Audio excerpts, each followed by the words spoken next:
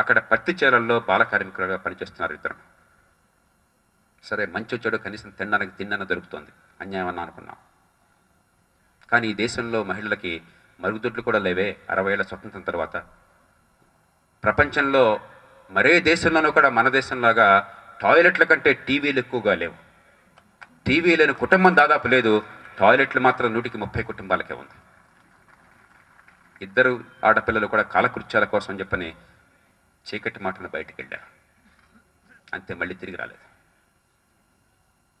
దీనిలో చూడండి ఎన్ని దారుణాలు ఉన్నాయో. పుట్టుకతో వివక్ష ఉంది, ఆ కారణంగా విద్య లేనితనం ఉంది, అంచేత ప్రతిభ వికసించిన తనం ఉంది.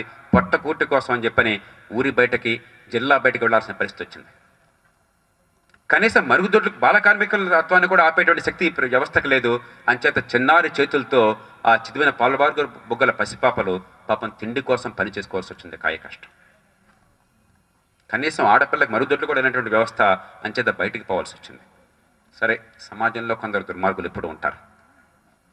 ఎవరో దారుణమైన కిరాతకులు ఆ పిల్లల్ని నాశనం చేశారు, ప్రాణాలు కూడా తీశారు.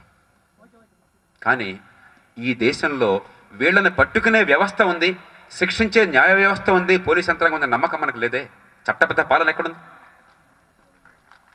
లోక్సత్తా పార్టీ విజయం సాధించిందా లేదా అని చెప్పంటే 3 ఏళ్ల తర్వాత ఇక్కడ హైదరాబాద్లో సచివాలయంలోనో, 10 ఏళ్ల తర్వాత ఎర్రకోట మీదో జెండా ఎగరేసామని కాదు. ఇలాంటి సంఘటన మళ్ళీ జరిగే అవకాశం ఉందా లేదా? ఈ పుట్టుకతో వివక్ష పోయింది, ప్రతి బిడ్డకి విద్య అందింది, బాల కార్మికులు ఈ దేశంలో లేరు, ఆ అవసరం లేదు. పొట్ట నింపుకోవాల్సిన అవసరం చితిమిన పాలుగారు బొగ్గల పసిపాపలకు అవసరం లేదు. ప్రతి ఇంట మరుగుదొడ్డు ఉన్నది. బజారులో అర్ధరాత్రి వెళ్ళిన ఆడపిల్ల మగపిల్లలందరికీ కూడా భద్రత ఉంది. ఏమన్నా దారుణం జరిగితే, పొరపాటు నేరం జరిగితే ఖచ్చితంగా ఈ వ్యవస్థ నేరస్తుని పట్టుకుంటుంది, శిక్షిస్తుంది అన్న విశ్వాసాన్ని దేశంలో కలిగిస్తే అప్పుడు మనం విజయం సాధించినట్టు లెక్క. అప్పటిదాకా ఎన్ని ఎన్నికలు వచ్చినా, ఎంతమంది గెలిచినా కూడా మనం అపజయం పొందినట్టే లెక్క.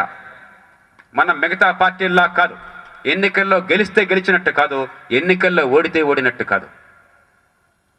మళ్ళీ ఇంకోసారి ఆ శ్యామల, ఆ మరో పాప యశోద ఇద్దరికీ జరిగినటువంటి ఆ దారుణం మళ్ళీ జరగకుండా ఉండే లోకాన్ని సృష్టిస్తే, ఈ రాజకీయ వ్యవస్థ, రాజ్య వ్యవస్థ పూర్తిగా అందుకోసం మారితే అప్పుడు మన జీవితాలు సార్థకం, అప్పుడు మన రాజకీయం మనం గర్వించదగ్గది. అది కావాలంటే మన కార్యక్రమాలు ఏమిటి? అది చెప్పి ముగిస్తాం. వచ్చే 2 మాసాల్లో, 2.5 మాసాల్లో, డిసెంబర్ 31 లోపల 1 కోటి మందితో ప్రత్యక్షంగా లోక్సత్తా కార్యకర్తల ముఖాముఖి పెట్టుకుంటారు. 20,000 మంది ఉత్సాహం పరవళ్లు తొక్కుతున్నటువంటి యువతీ యువకులు కార్యకర్తలుగా వచ్చి శిక్షణ పొంది 1 కోటి మందితో ప్రత్యక్షంగా మనం ఇవాళ మాట్లాడుకున్న అంశాలు కేవలం మన కోసం ఇక్కడ ఉన్నటువంటి వేలాది మందికే కాదు, ఈ రాష్ట్రంలో ఉన్న కోట్లాది మందికి అందాలి. కాబట్టి 1 కోటి మందితో వాళ్ళ జీవితంలోంచి రాజకీయ ఎజెండా రావాలి, వారు రాజకీయంలో భాగస్వాములు కావాలి. ఇందాక వర్మ గారు చెప్పినట్టుగా సేవలందక బాధపడుతున్న వాళ్ళు బడుగు జీవులు, వాళ్ళ దగ్గరికి మనం వెళ్ళాలి.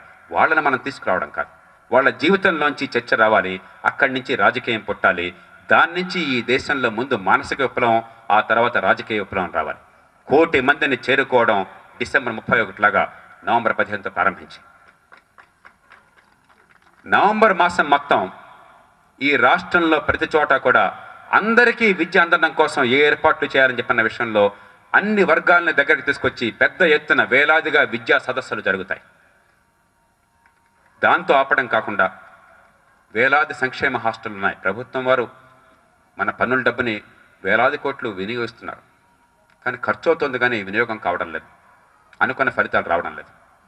ఎన్నో హాస్టళ్లలో కనీస సౌకర్యాలు లేవు, తినడానికి తిండి సరైనది లేదు, అక్కడ విద్య చెప్పేవాళ్ళు లేరు.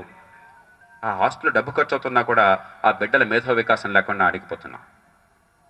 కాబట్టి ఈ హాస్టల్ అందరినీ కూడా ఒక్కసారి పర్యవేక్షించి, ఈ వేలాది హాస్టల్లో పరిస్థితులు ఉన్నాయో జాగ్రత్తగా పరిశీలించి, వాటిని బాగు చేయడం కోసం సమాజాన్ని అంతటిని కూడా కలిపి ప్రతి హాస్టల్లో కూడా పరిస్థితుల్ని బేరీజు వేసి అక్కడ మార్పుల కోసం చెప్పని ఒక నిర్దిష్ట వ్యూహాన్ని చేపడతాం. ప్రతి హాస్టల్లో విద్యా వాలంటీర్లు కావాలి, ప్రతి హాస్టల్కి అభివృద్ధి సంఘాలు ఏర్పాటు కావాలి.